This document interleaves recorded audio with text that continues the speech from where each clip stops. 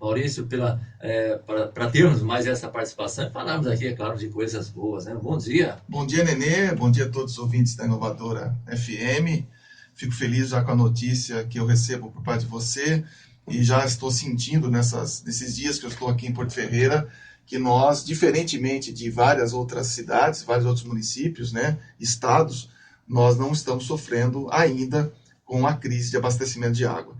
E isso se deve devido a praticamente em todo o estado de São Paulo. E isso é prevenção, isso é uma política que foi construída há alguns anos atrás, quando ainda nós éramos prefeito, onde o objetivo maior era prevenir um futuro, uma crise dessa, onde você tem que estar investindo em equipamentos, você tem que estar investindo em modernidade, você tem que estar buscando alternativas que faça com que você tenha uma melhora na captação de água e uma diminuição no volume de perda de água. Porto Ferreira chegou a uma época que nós estávamos perdendo quase 46%, ou seja, do bombeamento da água ao rio Mogi até chegar nas residências, se perdia quase 46% de água. Então eu acho que foi tomada uma decisão difícil na época, uma decisão crítica, um debate político infrutífero, um debate político pautado mais na questão eleitoral do que mesmo na questão técnica, né? E nós sabíamos que se isso não ocorresse, dificilmente a autarquia sobreviveria e dificilmente a autarquia teria dinheiro para fazer investimentos em bombas, principalmente, e diminuição do volume de perda de águas. Então eu tenho certeza que a decisão tomada há alguns anos atrás foi a melhor medida e hoje a gente vê que Porto Ferreira começa a tratar o seu esgoto, começa a ter um sistema de água que acolhe todos os munícipes, todo cidadão. Então a gente fica muito feliz de saber que essa decisão tomada na nossa época, ela hoje produz frutos e saber que Porto Ferreira, ao contrário de outras cidades, não vive a falta de água. Legal, Maurício, é um prazer recebê-lo aqui. Como é que tá a vida? Está em Brasília? Estou voltando de Brasília, né? Foram quase 1 ano e meio na Secretaria Nacional de Segurança Pública, vinculado ao Ministério da Justiça.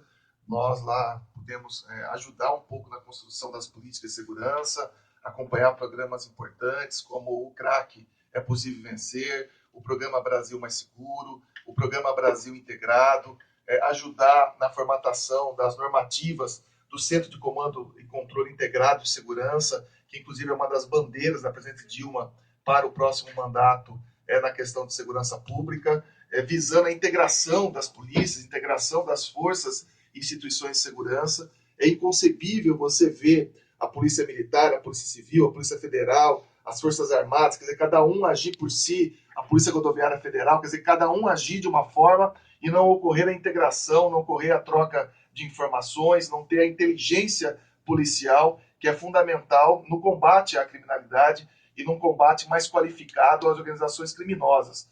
Então a gente pôde apoiar, a primeira ação nossa foi o Brasil Integrado Ação Nordeste, onde foi feito várias apreensões de arma, combate aos roubos a caixas eletrônicos, a carro forte, com controle de dinamite, o Exército fazendo atuação junto de prevenção, de fiscalização, que é o seu papel, tudo isso informando ao único centro de dados, que é o Centro Nacional de Comando Integrado de Operações. Então, tudo isso foi muito positivo e a gente pôde colaborar.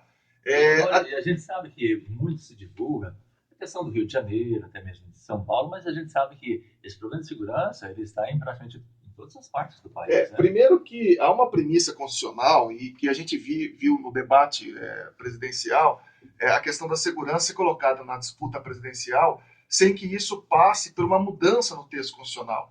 A obrigação de segurança pública não é dos municípios e a obrigação de segurança pública não é diretamente da União. A obrigação de segurança pública, o dever, é dos estados.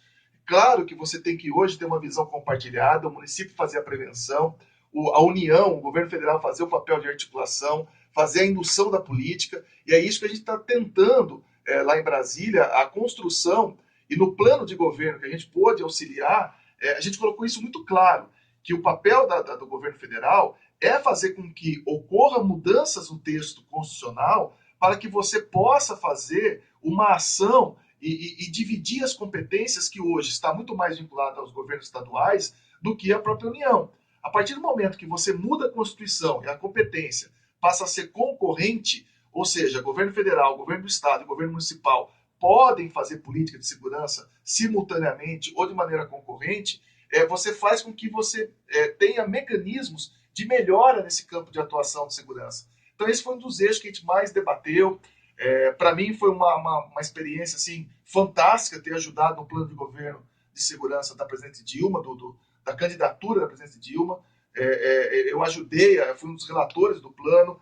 Então isso para mim trouxe uma experiência muito rica, só que tudo tem o seu período, né? Eu estou de férias agora, férias da época ainda quando eu era prefeito, que o Estado reconheceu, e agora, Nenê, a gente tem que aguardar mesmo. Eu vou estar de férias até o final do ano, depois vou me apresentar à Delegacia Seccional de São Carlos, que é a minha sede de exercício, e ver quais são as sequências, né, de atuação, provavelmente no governo do Estado, ou eventualmente numa outra missão no governo federal, se assim for necessário, se assim houver o acordo também do governo do Estado com o governo federal, porque as autorizações dependem do governo do Estado.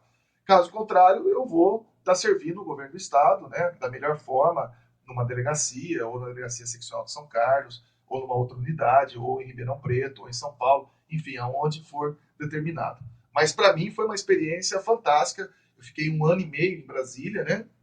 E para mim foi uma experiência muito rica, muito proveitosa eu ter vivido esse tempo.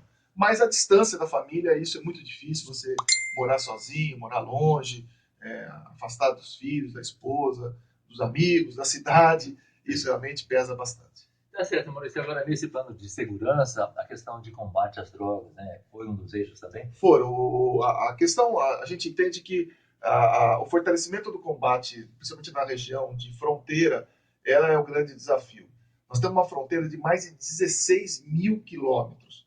Nós somos a terceira maior fronteira de todo o mundo. Nós fazemos divisa com os maiores produtores de cocaína, de folha da coca, que é a Colômbia, que é a própria Bolívia, e o maior produtor de maconha, que é o Paraguai. E sendo o Brasil com dimensões continentais, fica mais difícil. Só para você ter uma ideia, a fronteira dos Estados Unidos com o México é pouco mais de 3 mil quilômetros.